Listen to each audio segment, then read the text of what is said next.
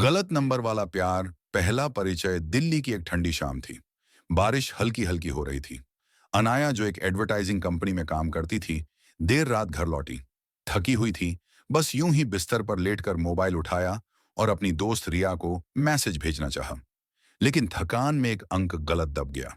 Message था, आज का दिन कितना थका देने वाला था, जरा बात करो ना, मन हल्का हो जाएगा। कुछ देर बाद रिप्लाई आया, आप कौन हैं? अनाया चौंकी। उसने नंबर देखा तो समझ गई ये रिया का नंबर नहीं था। पर सामने से मिलने वाला जवाब इतना विनम्र और हल्का फुल्का था कि उसने माफी मांगकर मोबाइल रख दिया। पर रात को अचानक फिर मैसेज आया। थकान उतारने के लिए कभी कभी अजनबी से बातें करना भी अच्छा होता है।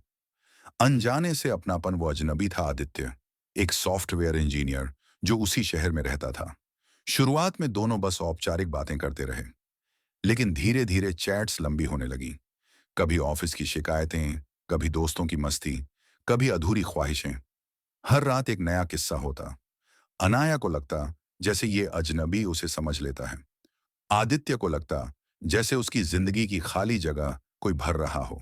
मुलाकात की चाह। कुछ हफ्तों बाद आदित्य ने हिम्मत जुटाई। क्या हम मिल सकते हैं? सिर्फ कॉफी पर। अनाया थोड़ी हिचकिचाई, लेकिन दिल ने कहा, क्यों नहीं? और वो दिन आ ही गया। एक कैफे के कोने वाली टेबल पर जब दोनों आमने सामने बैठे तो जैसे वक्त थम गया। अनाया ने सोचा, इतने दिनों से जिससे बातें करती रही, वो सच में इतना सहज और सच्चा कैसे हो सकता है? आदित्य ने सोचा, क्या किसी गलत नंबर से इतना सही इंसान मिल सकता है? दिल से दिल तक मुलाकातें बढ़ीं। कॉफी, मूवी, छोटे छोटे सरप्राइज, लंबी रात की कॉल्स। अब दोनों के दिन की शुरुआत और अंत एक दूसरे से ही होता था। धीरे धीरे उनके रिश्ते में मासूमियत से ज्यादा जुनून आने लगा। आदित्य का हाथ थामते ही अनाया को लगता कि उसने पूरी दुनिया थाम ली है। और जब अनाया मुस्कुराती तो आदित्य को लगता उसे जिंदगी का सबसे बड़ा इनाम मिल गया है। इजहार मोहब्बत। एक शाम जब सूरज ढल रहा था, आदित्य ने उसे इंडिया गेट के पास बुलाया। हल्की हवा चल रही थी और आसमान में सुनहरी रोशनी फैली थी। आदित्य घुटनों पर बैठ गया और बोला, अनाया, जिस दिन तुम्हारा गलत नंबर आया था, उस दिन किस्मत ने मुझे सबसे बड़ा तोहफा दिया। क्या तुम मेरी हमेशा के लिए बनोगी? अनाया की आंखों से आंसू निकल आए। उसने उसे कसकर गले लगा लिया और कहा, गलत नंबर कभी इतना सही नहीं लग सकता।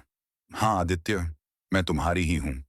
प्यार की मंजिल वक्त के साथ दोनों का प्यार और गहरा हुआ। परिवारों ने भी उनके रिश्ते को स्वीकार कर लिया।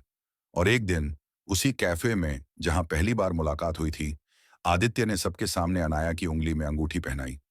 उनकी शादी सिर्फ दो लोगों का मिलन नहीं थी, बल्कि इस बात का सबूत थी कि कभी कभी किस्मत भी मजाक करते करते सबसे खूबसूरत कहानी लिख देती है। अंत में आज भी जब अनाया और आदित्य अपने बच्चों को कहानी सुनाते हैं तो मुस्कुराकर कहते हैं, तुम्हारी माँ का नंबर गलत था और शायद इसी गलती की वजह से हमारी जिंदगी इतनी सही है। अगर आपको प्रेम कहानियाँ सुनना अच्छा लगता है, तो हमारे चैनल को लाइक, शेयर और सब्सक्राइब ज़रूर करें। धन्यवाद।